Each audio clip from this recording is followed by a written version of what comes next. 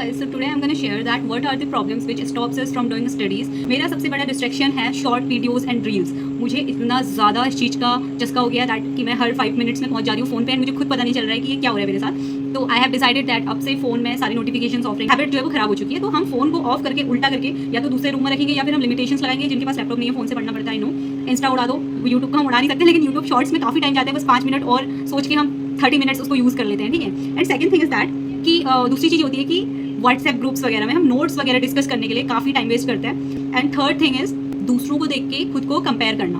हम देखते हैं कि how to study 14 hours a day कोई बना रहा है एंड वो दिखा रहा है रूटीन, तो हम सोचते हैं यार हम तो 1 घंटा भी नहीं पढ़ पा रहे, 2 घंटे भी नहीं बैठ पा रहे, हम कंपेयर करने लगते हैं। बट गाइस जब उसने शुरू किया होगा वो भी सेम सिचुएशन होगा, वो भी नहीं बैठ पा रहा होगा। आज के टाइम पे अगर वो इतने घंटे पढ़ रहा है, और ऐसा होता है ना, जब से मैं खुद कंटेंट क्रिएशन कर रही हूँ तब से मुझे पता लगा है, क्योंकि उससे पहले मैं भी आपकी तरह रोती थी कि भाई लोग इतना कर ले रहे हैं, मुझसे नहीं हो रहा है। अभी भी मैं सेल्फ डाउट करती हूँ, लोगों से कंपैरिजन करती हूँ, क्योंकि हर कोई करता है, ठीक है। तो लेकिन कंटेंट क्रिएशन में आने से मुझे एक चीज़ ये पता चली है कि कुछ भी परफेक्ट कभी नहीं होता है, ठीक है। किसी की लाइफ परफेक्ट नहीं होती है, बट हमें कैमरा में उसको चीज़ों को दिखाना होता है अच्छा, ताकि लोगों को अच्छा फील हो और लोग मोटिवेटेड रहे, ठीक है। आपको लगेगा कि यार ये बंदा तो पूरे दिन प्रोडक्टिव काम कर रहा है, प्रोडक्टिव रह रहा है, बट जैसे आप लेजी फील करते हो वो भी करता है, आप थकते हो वो भी थकता है, आपकी गर्दन थकती है उसकी भी थकती है, आपकी कमर टूटती है उसकी भी टूटती है। ऐसा है ना, प्रॉब्लम सबकी सेम होती है। तो हमें कंपेयर नहीं करना है, बस हमें कल से आज खुद को 1% इंप्रूव करना है, ठीक है। तो 3 चीज़ें हो गई। चौथी चीज़ हमारे पास है कि हम चीज़ों को टालते हैं कि अभी ये पहले बैठेंगे कि अभी ये पढ़ूंगा।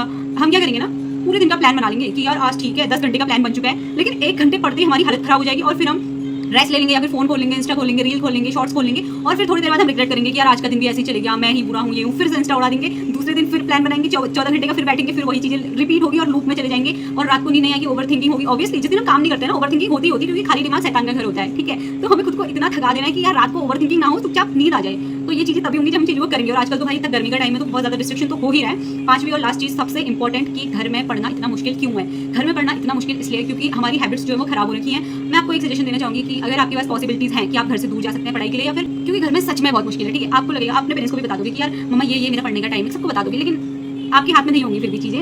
गेस्ट आ जाएंगे, आप क्या बोलोगे उनसे, कुछ नहीं बोल सकते हैं ना, क्योंकि घर है भाई, घर में सब कुछ होता है। हमें ना ये बात याद रखनी होगी कि यार मतलब मुझे ऐसा लगता है कि मेरे घर में जितना डिस्ट्रक्शन है ना उतना कहीं भी नहीं होगा।